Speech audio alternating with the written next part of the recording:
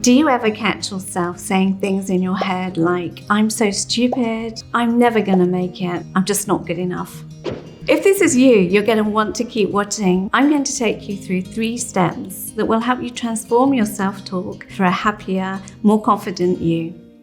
We're really good at making the outside of our lives just the place that we want to be. We create our home environment the way we want it to be. We set things up. We think about where we want to put things and create beautiful things in our life. We do the same with how we dress. We wear beautiful clothes that we like, that make us feel good. We live in our heads 24/7. So wouldn't it be great to create that same environment in our heads? Make our head a sanctuary, a safe, welcoming place to be. Hi, I'm Sarah.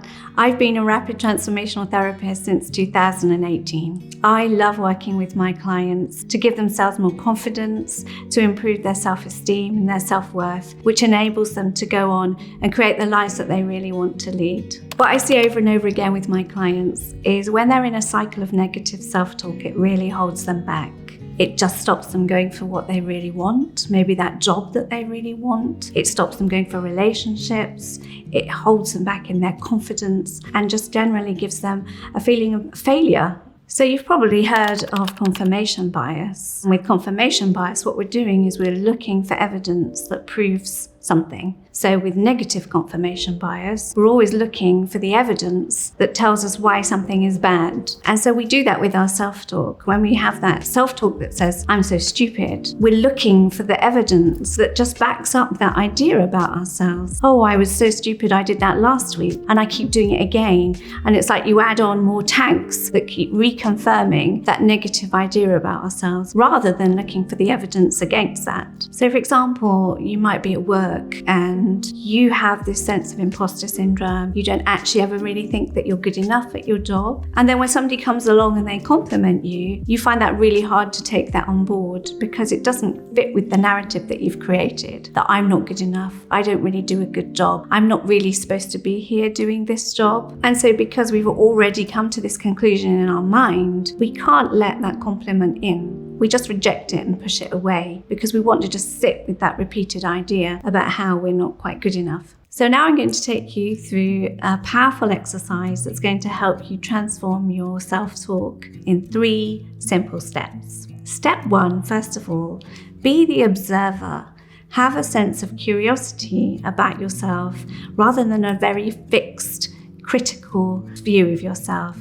So maybe what you want to do is to be able to take a step back. Imagine that you're seeing yourself as if you're on a TV screen or you're in a movie, and you're just watching yourself with that sense of curiosity, not with a sense of blame, judgment, criticism.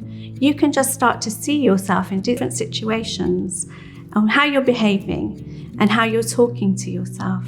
And even just that simple thing of detaching yourself, taking a step back and being able to view yourself differently will start to already transform what you're doing, because you'll see how often that you do this, you've become quite ingrained in a habit of thinking and how that's affecting you. So just take a moment now to reflect. What's the negative self-talk that you come back to that you often repeat to yourself? Maybe it is that I'm not good enough.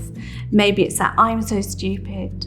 Maybe it's that I'm never going to make it. Whatever it is, consider it.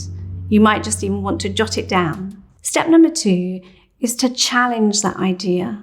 Remember, we were talking about looking for the negative confirmation bias, but start to think about the evidence against this negative idea of yourself, against this negative self-talk.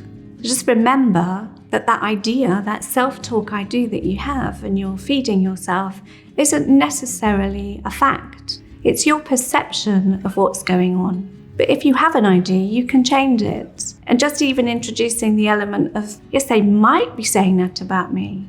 They might think I'm silly, but they might not. And how do I even know that? I can't get inside their heads. So wouldn't it be better for me to start to find evidence that actually gives me better self-talk, that makes me have better ideas and thoughts about myself? So for instance, if one of your negative self-talks is, I'm so stupid, think of the times, there's so many times in your life that you did great things, that you didn't act in a stupid way. So for instance, you might even have managed to fix the internet by yourself last week. You've taught yourself how to play piano. You can speak another language.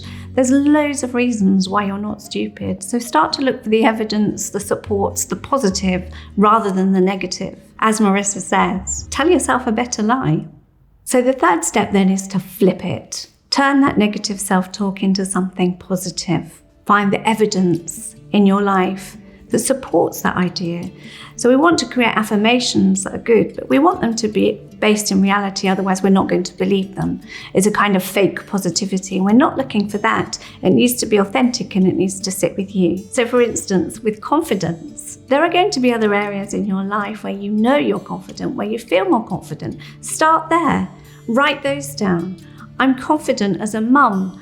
I'm confident in my job. So remember, by doing this, you're not just creating affirmations out the air that you don't believe in. You're actually using your own evidence to support that. And that's going to be something that's going to keep you strong and going to keep you focused and motivated and enable you to really embody those new positive ideas about yourself. And so in the future, if you're experiencing negative self-talk, if you catch yourself out, you now have 3 powerful steps that you can use to transform that. Number 1, observe the self-talk. Number 2, challenge it, find the evidence against it, and then finally flip it. So create that positive sanctuary in your mind that's going to serve you well, that will enable you to be happier, more confident, living the life that you really want to live. And if you want to learn more about where negative self-talk comes from in the first place, check out this video from Rob, where he talks more about discovering the root cause. And if you enjoyed this video, hit subscribe now for more mindset hacks and tips. And I'll see you next time.